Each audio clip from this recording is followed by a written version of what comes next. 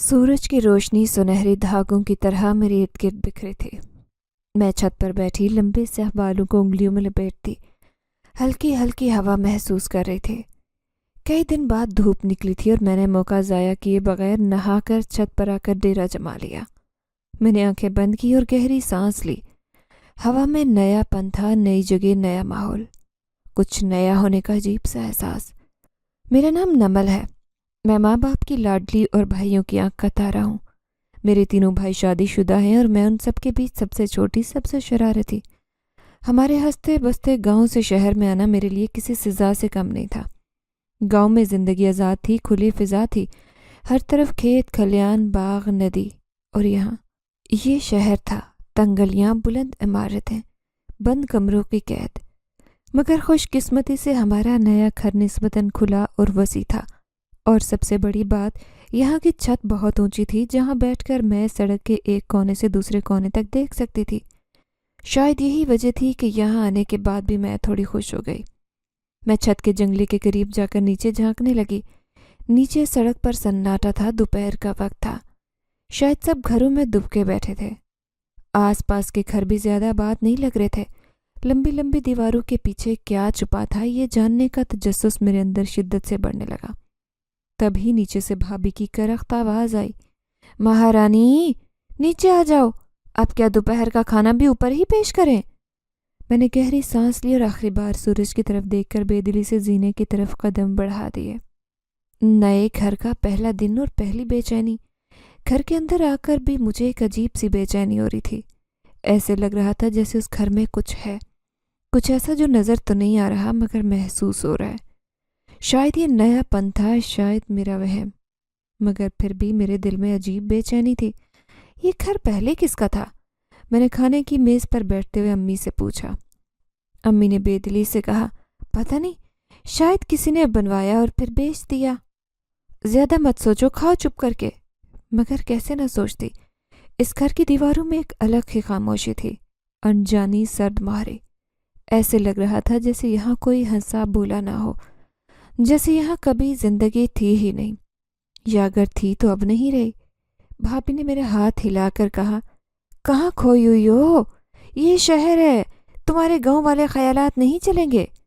मैंने बेदिली से नवाला तोड़ते हुए कहा, यहाँ के घर बहुत अजीब हैं, सब दीवारों में बंद है जैसे कोई कैद खाना। भाभी ने मेरी बात पर हंसी उड़ाई, मगर मुझे महसूस हुआ कि कुछ तो है। पहली रात, पहला खौफ। रात जब सब अपने कमरों में जा चुके थे, मैंने खिड़की से बाहर झांका। हवा में खुनकी थी। सामने वाले घर की छत पर कोई हल्की सी चीज हिली थी। मैंने आंखें सुकेड़ कर देखने की कोशिश की। एक काला साया था। मैंने खुद को तसल्ली दी कि ये मेरा वहम होगा, मगर अगले ही लम्हे वो साया जैसे हरकत में आया, जैसे किसी ने उसे पुकारा हो। मेरा दिल एकदम तेज धड़कने लगा। मैंने खिड़की के पर्दे खींचे और जल्दी से बिस्तर में दुबक गई। बिल्ली या कुछ और? आधी रात को मेरी आंख किसी आवाज से खुली। खिड़की के शीशे पर कर की आवाज आ रही थी, ऐसे जैसे कोई नाखून घुसा रहा हो। मेरा जिस्म सुन्न हो गया। बिल्ली होगी, मैंने खुद को समझाया, मगर जब हिम्मत करके पर्दा सरकाया तो जो मैंने देखा उससे मेरी रूह तक कांप गई। वो बिल्ली नहीं थी, वो कोई और ही चीज थी। बिल्ली की शक्ल में, मगर आंखें वो इंसानी आंखें थी। और जैसे ही मैंने सांस अंदर खींची, वो मखलूक धीरे से मुस्कुराई। एक अजीब शैतानी मुस्कुराहट जो मेरे पूरे वजूद में खौफ की लहर दौड़ा गई। रात भर सोती जागती रही।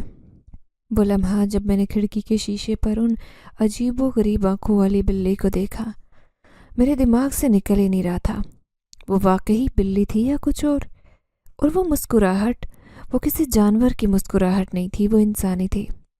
मैंने करवट बदली और अपने कानों को लिहाफ में छुपा लिया, मगर दिल अभी भी धड़क रहा था। उसी वक्त नीचे बावर्ची खाने से बर्तन गिरने की आवाज आई। मेरे बदन में झुरझुरी दौड़ गई। ये वक्त था रात के तकरीबन 3 बजे। इस वक्त कौन जाग रहा था? मैंने हिम्मत की और लिहाफ हटाकर दबे कदमों दरवाजे तक आई। बाहर गहरा सुकूत था, मगर किचन की रोशनी जल रही थी। भाभी, मैंने आहिस्ता से पुकारा, मगर कोई जवाब नहीं आया। مزید ہمت کر کے میں نے سیڑھیوں سے نیچے جھانکا۔ باورچی خانے کے دروازے پر سایہ ہل رہا تھا، ایک لمبی پتلی سی شبی جو زمین پر بالکل ساکت کھڑی تھی، جیسے کسی کا انتظار کر رہی ہو۔ میں نے قدم پیچھے ہٹایا، دل کی دھڑکن بے ترتیب ہونے لگی۔ یہ کون ہو سکتا ہے؟ بھابھی یا کوئی اور؟ مگر جیسے ہی میں پیچھے مڑنے لگی روشنی بجھ گئی۔ باورچی خانے میں اندھیرا چھا گیا اور اس کے ساتھ ہی کسی کے چلنے کی آواز آئی۔ ٹک ٹک ٹک، میری ریڑھ کی ہڈی میں سنسناہٹ دوڑ گئی۔ یہ قدموں کی آواز میری طرف آ رہی تھی۔ میں نے بھاگنے کی کوشش کی مگر قدم جیسے زمین نے جکڑ لیے۔ نمل، ایک سرگوشی ہوئی۔ میرے دل نے دھڑکنا چھوڑ دیا۔ یہ آواز جانی پہچانی تھی مگر کس کی؟ پھر اچانک روشنی دوبارہ جلی اور میں نے دیکھا کچن کے دروازے پر ماریا بھابھی کھڑی تھی۔ کیا کر رہی ہو یہاں؟ وہ سرد آواز میں بولی۔ میں گھبرا کر پیچھے ہوئی۔ میں نے برتن گرنے کی آواز سنی۔ آپ یہاں کیا کر رہی ہیں؟ انہوں نے مجھے عجیب نظروں سے گھورا اور دروازہ زور سے بند کر دیا۔ سو جاؤ اور بلا وجہ ہر چیز میں ٹانگ مت اڑاؤ۔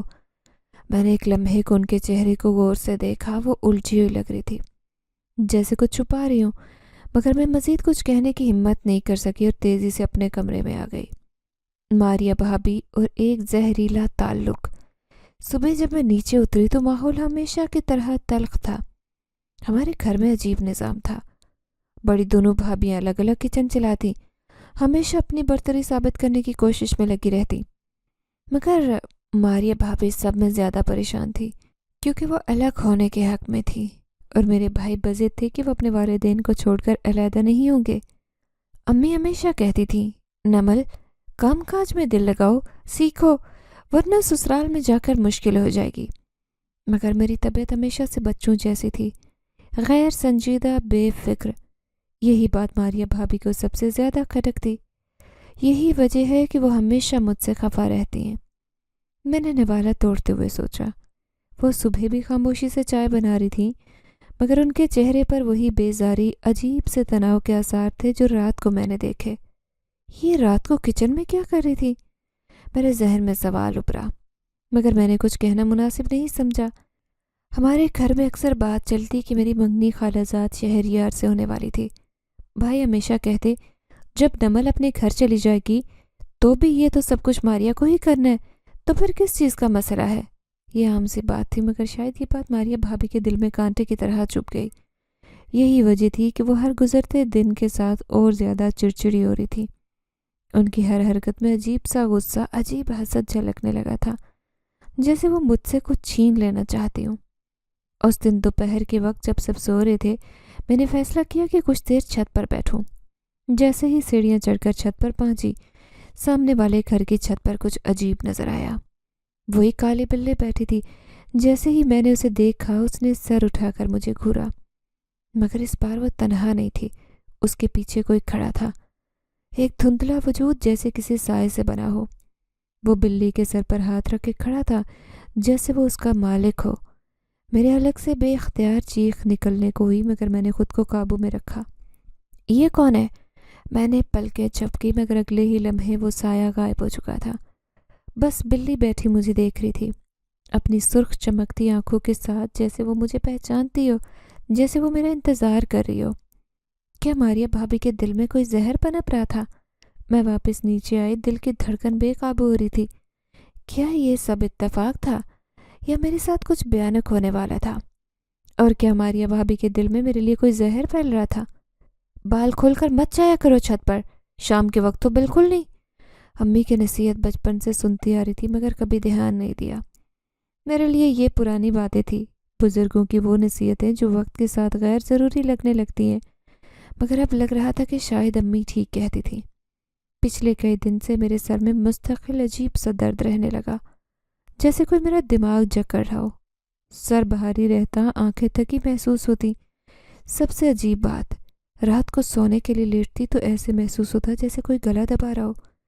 شروع میں نے اسے صرف ڈراؤنا خواب سمجھا، مگر جب یہ مسلسل ہر رات ہونے لگا تو میں واقعی خوفزدہ ہو گئی۔ یہ کیا تھا؟ وہم یا میرے ساتھ جو کچھ بھی ہو رہا تھا وہ واقعی تھا؟ سر درد کے ساتھ مجھے شدید بخار ہو گیا، جسم جل رہا تھا، نیند پوری نہیں تھی اور جب بھی آنکھیں بند کرتی ایک عجیب کیفیت محسوس ہوتی۔ ایسے لگتا جیسے میں کسی گہرے نہ ختم ہونے والے اندھیرے میں گر رہی ہوں۔ وہاں اس سیاہ اندھیرے میں کوئی میری طاق میں بیٹھا ہے۔ فراز بھائی میری حالت سے پریشان تھے۔ وہ ڈاکٹر کو بلوانا چاہتے تھے، مگر امی نے کہا یہ کچھ دن میں ٹھیک ہو جائے گی، نظر بد ہو سکتی ہے۔ مگر جو چیز مجھے زیادہ الجھا رہی تھی ماریہ بھابی کی خاموشی تھی۔ وہ تو چپ رہنے والی نہیں تھی، ہر وقت گھر میں کسی نہ کسی بات پر بحث کرنا ان کا معمول تھا۔ مگر جب سے میں بیمار ہوئی وہ غیر معمولی طور پر خاموش ہو گئی۔ ان کے چہرے پر عجیب سنجیدگی تھی، ایک ایسا تاثر جو پہلے کبھی نہیں تھا۔ وہ مجھ سے نظر نہیں ملا رہی تھی، اور جب بھی ان کے قریب سے گزرتی تو اچانک ادھر ادھر دیکھنے لگتی، جیسے ان کی آنکھوں میں کوئی خوف چھپا ہو، جیسے کچھ جانتی ہوں مگر کہہ نہیں رہی۔ کیا ماریہ بھابی کو کچھ معلوم ہے؟ یہ سوال میرے ذہن میں شدت اختیار کر رہا تھا۔ اس دن جب شام کے وقت میری آنکھ کھلی تو مجھے لگا جیسے کوئی میرے سرہانے کھڑا ہے۔ میری پلکیں بھاری تھی مگر میں نے دھندلی نظروں سے دیکھا۔ ماریہ بھابی وہ میرے سرہانے کھڑی تھی، دھیرے دھیرے کچھ پڑھ رہی تھی۔ ان کے ہونٹ تیزی سے ہل رہے تھے، چہرے پر عجیب غیر انسانی سنجیدگی تھی۔ مجھے لگا جیسے خواب دیکھ رہی ہوں، مگر نہیں، یہ خواب نہیں تھا۔ میری نظر جیسے ہی ان پر ٹھہری انہوں نے چونک کر مجھے دیکھا، اور اگلے لمحے ایک دم پیچھے ہٹی اور تیزی سے کمرے سے نکلی۔ میرے جسم میں سنسنی دوڑ گئی۔ یہ کیا ہو رہا تھا؟ وہ میرے سرہانے کیا کر رہی تھی؟ میں نے کانپتے ہاتھوں سے بستر کے کنارے کو مضبوطی سے پکڑا۔ مجھے یقین ہو چکا تھا کہ یہ سب نارمل نہیں تھا۔ کچھ تھا جو میری نظروں سے اوجھل تھا، کچھ ایسا جو میرے ساتھ ہو رہا تھا اور جس کے بارے میں شاید ماریہ بھابی جانتی تھی۔ کیا میرے ساتھ کچھ بہت بھیانک ہونے والا تھا؟ مجھے رات کے ان لمحوں کی یاد آنے لگی جب مجھے لگتا تھا کہ کوئی میرا گلا دبا رہا ہے۔ کیا میری بیماری کا تعلق اس گھر سے تھا؟ کیا ماریہ بھابی کے خاموش لب کسی خوفناک حقیقت کے رازدار تھے؟ اور اگر وہ میرے سرہانے کچھ پڑھ رہی تھیں تو وہ دعا تھی یا کچھ اور؟ اب یہ صرف خواب نہیں تھے بلکہ ایک نہ ختم ہونے والا عذاب بن چکے تھے۔ ہر رات جیسے ہی میں آنکھیں بند کرتی ایک نئی بھیانک دنیا سامنے آ کھڑی ہوتی۔ کبھی میں دیکھتی کہ گھنے تاریک جنگل میں بھاگ رہی ہوں، میرے پیچھے کچھ ہے، کوئی چیز، کوئی مخلوق جس کا چہرہ نظر نہیں آتا مگر اس کی سانسوں کی آواز میرے کانوں میں گونجتی ہے۔ کبھی ایسے لگتا کہ میرے ارد گرد خوفناک جنگلی جانور گھوم رہے، بھیڑیے، چیتے، مگر ان کی آنکھیں عام جانوروں جیسی نہیں ہوتی، وہ انسانی آنکھیں ہوتی ہیں، اور جیسے ہی وہ مجھ پر جھپٹتے میں چیخ مار کر بستر سے اٹھ بیٹھتی۔ میری چیخوں سے پورا کمرہ لرز جاتا، مگر حیرت کی بات یہ تھی کہ کوئی بھی میری چیخیں نہیں سنتا۔ امی، بھائی، حتیٰ کہ ماریہ بھابی، کوئی بھی نہیں۔ وہ اس سب کے بیچ جو سب سے زیادہ خوفناک بات تھی وہ ماریہ بھابی کا رویہ تھا۔ اکثر شام کے وقت جب سب اپنے کاموں میں مصروف ہوتے وہ چپکے سے میرے کمرے میں آتی اور کسی نہ کسی بہانے سے وہاں چند لمحے گزارتی۔ کبھی میرے سرانے کھڑے ہو کر عجیب نظریں دوڑاتی، کبھی میری چیزوں کو ہاتھ لگاتی اور کبھی کوئی کاغذ جلاتی۔ ہاں، میں نے انہیں کئی بار کاغذ نما تعویذ جلاتے دیکھا۔ جب بھی وہ ایسا کرتی کمرے میں عجیب بدبو پھیلتی، جیسے گوشت کے جلنے کی بو، جیسے کوئی ایسی چیز بھسم ہو رہی ہو جسے عام آنکھ نہیں دیکھ سکتی۔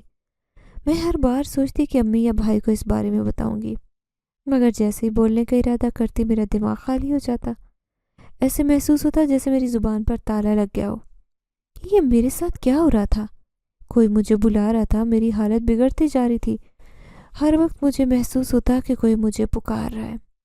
نمل، نمل، یہ سرگوشیاں میرے کانوں میں ہر وقت گونجتی، کبھی آہستہ، کبھی بہت تیز۔ میں خوفزدہ ہو کر اپنے ارد گرد دیکھتی مگر کمرے میں کوئی نہیں ہوتا، مگر آوازیں تب بھی آتی رہتی۔ میری راتوں کی نیند ختم ہو چکی تھی۔ جب کبھی سونے کی کوشش کرتی تو مجھے لگتا جیسے کوئی میرے قریب آ رہا ہو، میرے بستر کے کنارے کھڑا ہو کر مجھے دیکھ رہا ہو۔ کبھی کبھی جب میں نیند اور بیداری کے درمیان ہوتی میں محسوس کرتی جیسے میرے گلے پر دباؤ بڑھ رہا ہے، جیسے کسی نے میرا گلا دبایا ہو۔ یہ سب محض خواب تھے یا حقیقت؟ میں سمجھ نہیں پا رہی تھی۔ میرے جسم پر عجیب نشان بننے لگے تھے، کبھی میری کلاہیوں پر، کبھی میری گردن پر، اور سب سے زیادہ میرے چہرے پر۔ یہ ایسے نشان تھے جیسے کسی نے ناخنوں سے کھینچا ہو یا جیسے کسی نے میرے چہرے کو نوچا ہو۔ جب میں آئینے میں خود کو دیکھتی تو مجھے لگتا جیسے وہ نمل نہیں رہی جو کچھ ہفتے پہلے تھی۔ میرے گہرے سیاہ گھنے بال جو کبھی سب کو پسند تھے وہ اب بے رونق ہو چکے تھے۔ وہ تیزی سے گرنے لگے جیسے کسی نے ان پر کوئی سایہ ڈال دیا ہو۔ میری یہ حالت دیکھ کر امی نے میری خالہ کو گاؤں سے بلایا تھا۔ خالہ ہمیشہ سے مجھ سے محبت کرتی تھی اور وہ مجھے دیکھنے کے لیے بہت بے چین تھی، مگر جب وہ ہمارے گھر آئی اور انہوں نے مجھے پہلی بار دیکھا تو جیسے ان کے چہرے کا رنگ اڑ گیا۔ وہ فوراً پیچھے ہٹ گئیں، جیسے انہوں نے میرے اندر کچھ ایسا دیکھا ہو جو کسی اور کو نظر نہیں آ رہا تھا۔ ان کی آنکھیں حیرت اور خوف سے پھیلی تھیں۔ وہ مسلسل کچھ بڑبڑا رہی تھی۔ یہ نمل نہیں رہی، انہوں نے سرگوشی میں کہا اور کمرے سے نکل گئی۔ امی نے ان سے بہت پوچھا کہ انہیں کیا ہوا، مگر وہ کوئی واضح جواب دیے بغیر گاؤں واپس چلی گئیں۔ لیکن اگلے ہی دن انہوں نے امی کو فون کر کے میرا رشتہ ختم کرنے کا اعلان کر دیا۔ رشتہ ختم اور میں 3 دن تک بے ہوش رہی۔ خالہ کے اس اعلان نے مجھ پر بجلی گرا دی۔ میں نے خواب میں بھی نہیں سوچا تھا کہ شہریار کا رشتہ یوں ختم ہو جائے گا، بغیر کسی ٹھوس وجہ کے۔ میرے اندر کچھ ٹوٹ گیا۔ اسی صدمے کے ساتھ میں 3 دن بے ہوش رہی۔ امی کہتی ہیں کہ ان 3 دن میں نے آنکھ نہیں کھولی، نہ کچھ کھایا، نہ کچھ بولا، مگر وہ نہیں جانتی تھی کہ میں جاگ رہی تھی، مگر ایک اور دنیا میں، وہ دنیا جہاں میری چیخیں سننے والا کوئی نہیں تھا۔ میری بیماری جیسے میرا سایہ بن چکی تھی۔ بھائی مجھے ایک سے دوسرے ڈاکٹر کے پاس لے کر پھر رہے تھے، مگر کوئی دوا اثر نہیں کر رہی تھی۔ بخار تھا کہ اترنے کا نام نہ لیتا۔ میرا جسم کمزور ہو رہا تھا۔ ڈاکٹر کے مطابق میں جسمانی طور پر ٹھیک تھی، مگر ایسا تھا تو پھر یہ مسلسل بگڑتی حالت، نہ ختم ہونے والا بخار، خوفناک خواب اور سرگوشیاں، کیا تھا؟ امی کو کسی نے مشورہ دیا کہ کسی اچھے مولوی سے رجوع کریں، شاید کوئی نظر بد یا عذاب کا سایہ ہو۔ امی نے فوراً مولوی صاحب سے رابطہ کیا، مگر ان کی بات سن کر میرے اندر عجیب خوف پھیل گیا۔ بی بی، میں آپ کے گھر نہیں آ سکتا، مولوی صاحب نے سختی سے کہا۔ امی حیران رہ گئی۔ مگر کیوں؟ آپ بس دم کر دیں، بس اتنی سی بات ہے۔ میں صرف پانی پر دم کر کے دے سکتا ہوں۔ ان کی آواز میں کچھ ایسا تھا جو دل دہلائے۔ جو چیز آپ کی بیٹی کے ساتھ ہے وہ عام نہیں، میں وہاں آ کر اسے ناراض نہیں کر سکتا۔ امی کا چہرہ پھک ہو گیا۔ وہ کیا تھا؟ امی نے مزید پوچھنے کی ہمت نہیں کی اور بھائی وہ دم شدہ پانی لینے آئے۔ جب بھائی وہ پانی لے کر گھر آئے تو انہوں نے ماریا بھابھی کو دیا اور کہا، یہ پانی نمل کو پلانا۔ میں نے جیسے سنا میں نے بھابھی کے چہرے کو دیکھا، وہاں عجیب مسکراہٹ نظر آئی۔ یہ عام مسکراہٹ نہیں تھی، ایک عجیب راز تھا، جیسے وہ کچھ جانتی ہو جو ہم نہیں جانتے۔ میرے جسم میں سرد لہر دوڑ گئی۔ یہ اتفاق ہے یا واقعی کوئی کھیل کھیلا جا رہا ہے میرے ساتھ؟ میرے کمرے میں کوئی اور بھی تھا۔ یہ میری بیماری کی ایک اور خوفناک رات تھی۔ میں اکثر رات کو جاگتی اور محسوس ہوتا جیسے کمرے میں میرے علاوہ بھی کوئی موجود ہے۔ میری ریڑھ کی ہڈی میں سنسناہٹ دوڑ جاتی۔ میں ہمت کر کے ادھر ادھر دیکھنے کی کوشش کرتی، مگر ہر چیز اپنی جگہ موجود ہوتی۔ کرسی، الماری، میز، سب ٹھیک تھا، مگر پھر بھی کوئی دیکھ رہا تھا۔ کبھی کبھی جب سانس روک کر مکمل خاموشی میں سنتی تو دھیمی سرگوشیاں سنائی دیتی جو میرے کانوں کے قریب محسوس ہوتی، مگر سمجھ نہیں آتا۔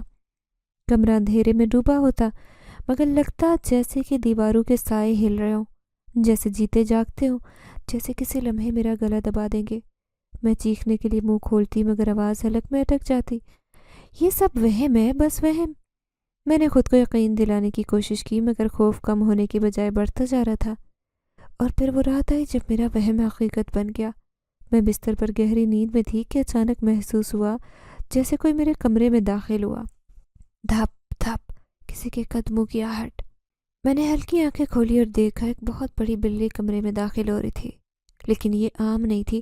اس کا سائز عام بلیوں سے دگنا تھا۔ اس کی آنکھیں انگاروں کی طرح تھیں۔ اس کے پنجے اتنے لمبے اور نوکیلے کہ فرش پر چلتے ہی خراشیں چھوڑ رہی تھی۔ میرا دل حلق میں آیا۔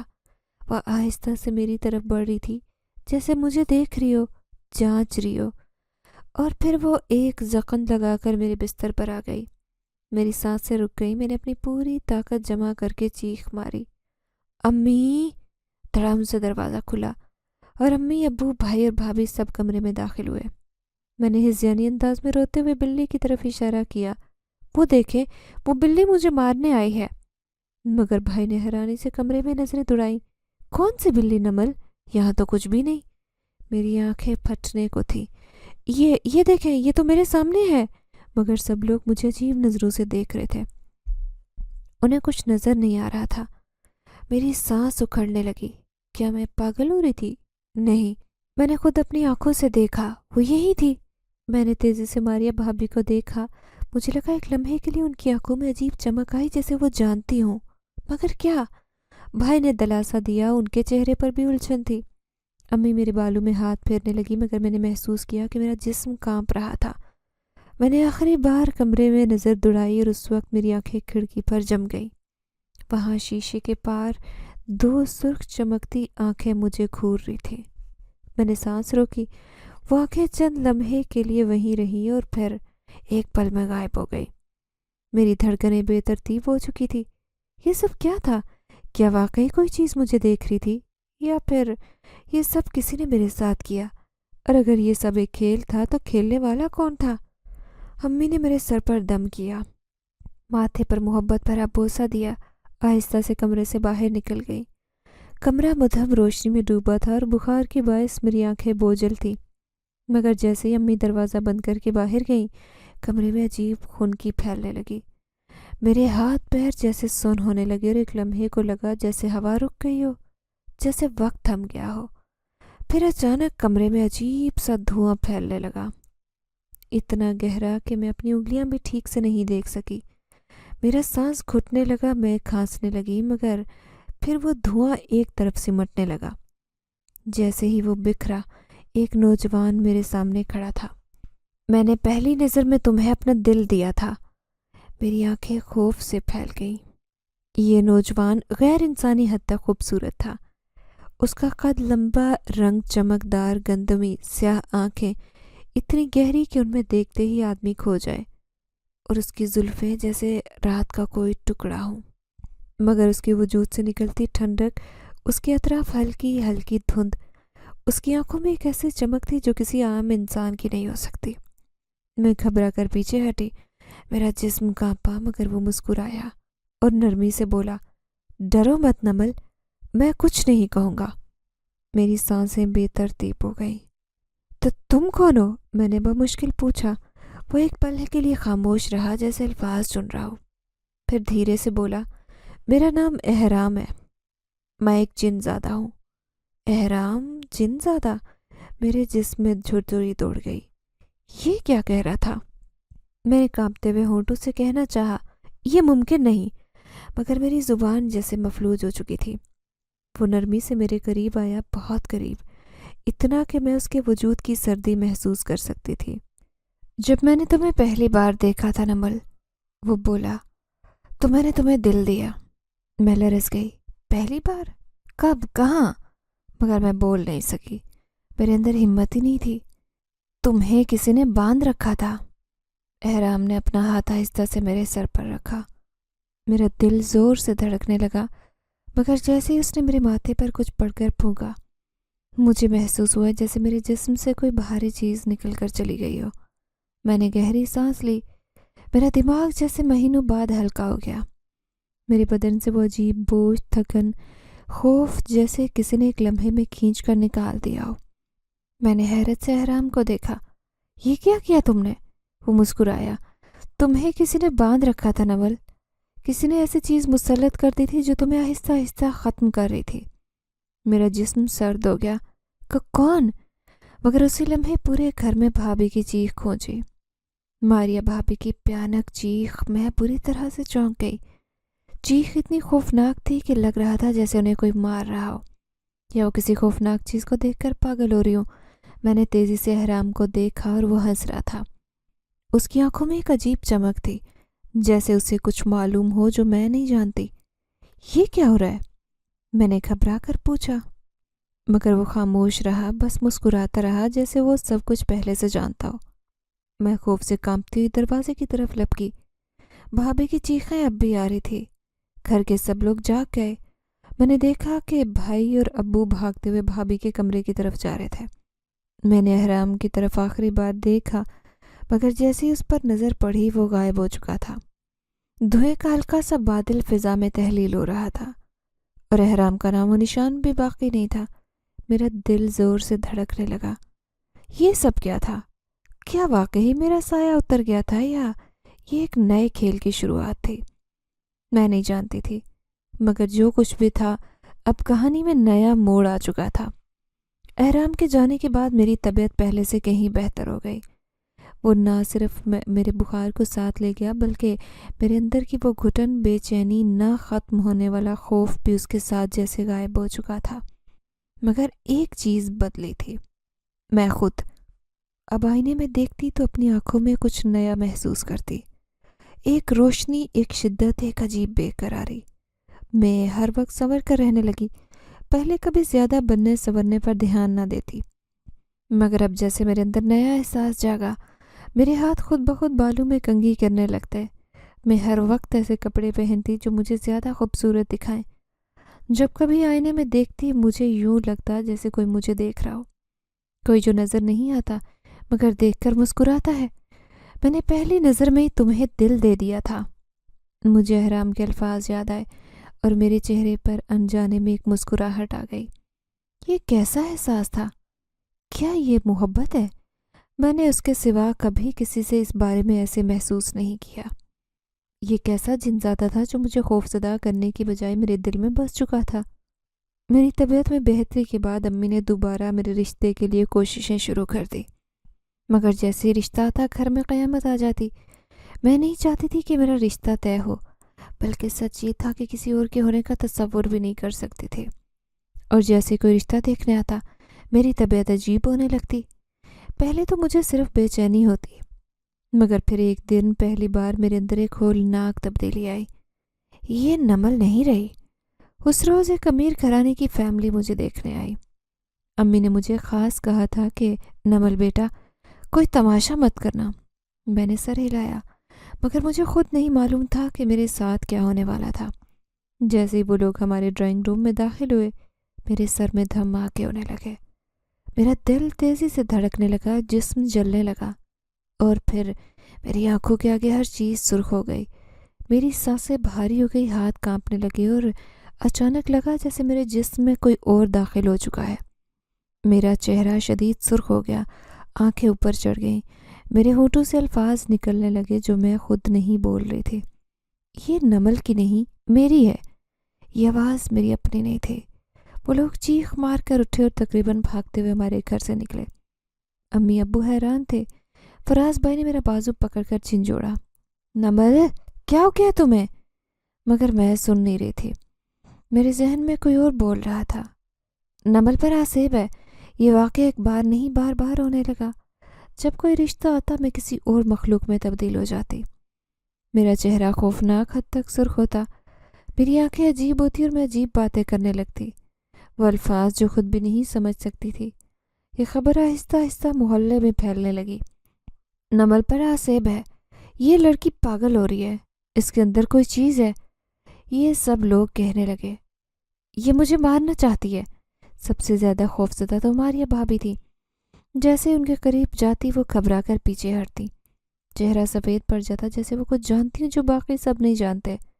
یہ مجھے مارنا چاہتی ہے، وہ ایک رات فراز بھائی سے کہہ رہی تھی اور میں دیوار کے پیچھے کھڑی سن رہی تھی۔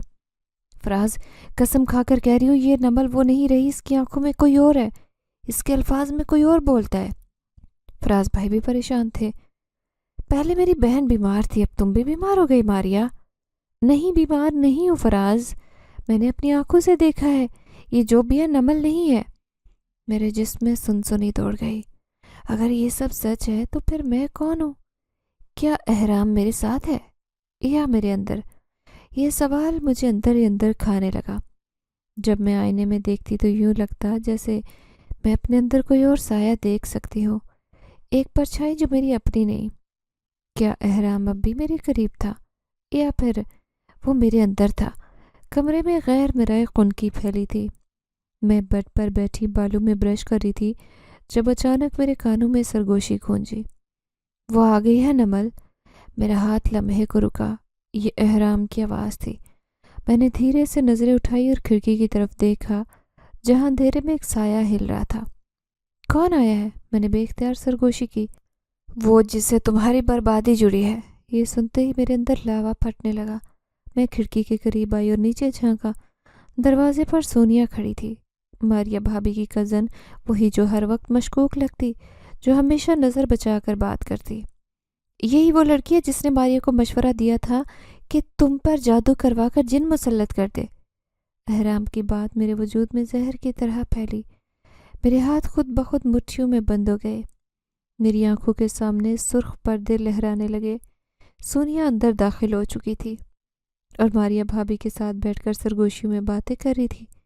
میرا دماغ سنسنا اٹھا۔ یہ سب تمہاری وجہ سے ہوا ہے، تم نے یہ سب کیوں کیا؟ میں پاگلوں کی طرح بھاگ کر ڈرائنگ روم میں داخل ہوئی۔ سونیا کی نظر جیسے ہی مجھ پر پڑی وہ ایک پل کے لیے ٹھٹک گئی، جیسے وہ میرے چہرے پر کچھ دیکھ چکی ہو جو عام آنکھوں کو نظر نہیں آتا۔ میں ایک لمحہ بھی نہیں رکی، میں نے جھٹکے سے اس کا گلا دبوچا۔ بول، کیوں کیا یہ سب؟ میں دھاڑی۔ میری آواز اتنی سخت اور سرخ آنکھوں میں اتنی وحشت تھی کہ پورا گھر لرز گیا۔ سونیا نے ہکلاتے ہوئے میرا ہاتھ ہٹانے کی کوشش کی مگر میری گرفت آہنی ہو چکی تھی۔ امی، بڑی بھابیاں سب دوڑتے ہوئے آئے مگر کوئی بھی مجھے ہٹا نہیں پا رہا تھا۔ سونیا کے چہرے پر خوف اور اذیت کے آثار گہرے ہونے لگے۔ اس کی آنکھیں باہر کو ابلنے لگی۔ چھوڑو اسے نمل، امی نے روحان سی آواز میں کہا، یہ مر جائے گی۔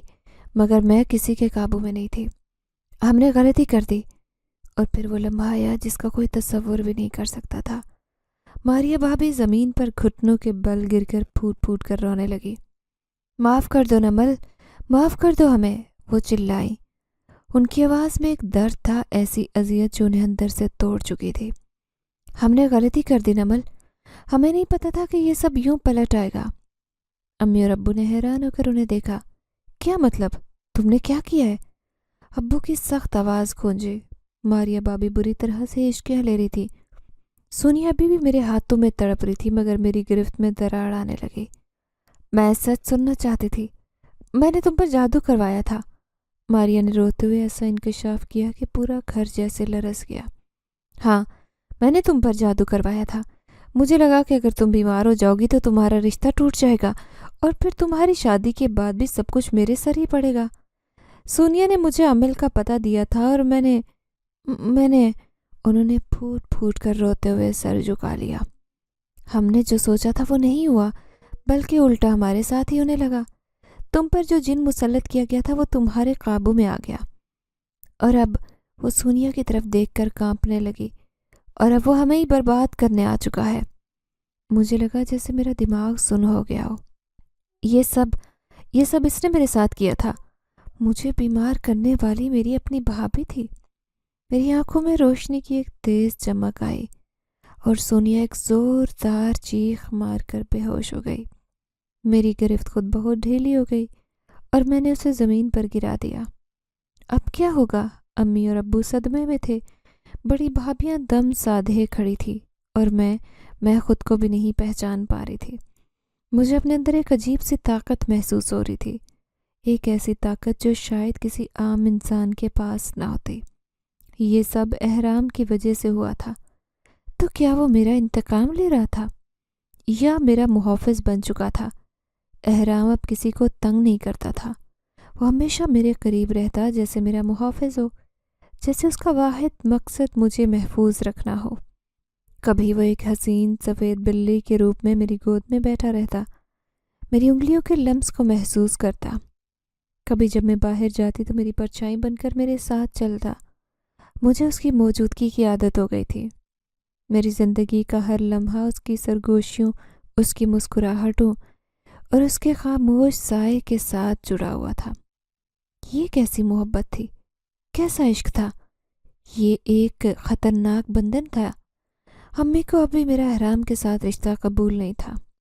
یہ سب غلط ہے نمل، ہم میں اور اس میں بہت فرق ہے۔ میں ان کی باتیں سنتی مگر نظر انداز کرتی۔ امی نہیں سمجھتی احرام مجھے کبھی نقصان نہیں پہنچا سکتا۔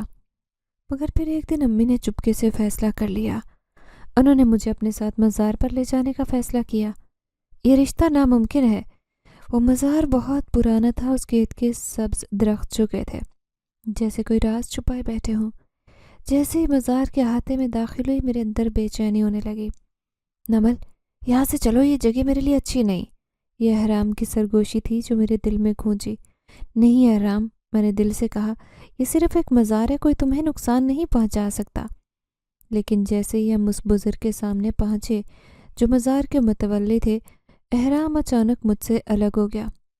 میں نے حیرت سے ادھر ادھر دیکھا مگر وہ کہیں نظر نہیں آیا۔ اسے چھوڑ دو نمل۔ بزرگ کی آنکھیں گہری تھی جیسے وہ میری روح میں جھانک رہے ہوں۔ امی نے ان کے سامنے کہانی بیان کی۔ یہ لڑکی ایک جن ذات کی محبت میں گرفتار ہو چکی ہے اور اب وہ اسے چھوڑنے کے لیے تیار نہیں۔ بزرگ نے میری طرف دیکھا اور ایک لمبی سانس لے کر کہا، بیٹی، تمہیں معلوم ہے کہ انسان اور جن کبھی ایک نہیں ہو سکتے؟ یہ رشتہ ناممکن ہے۔ میرا دل کانپ گیا۔ نہیں، وہ مجھے کبھی نقصان نہیں پہنچائے گا، میں نے التجا کی۔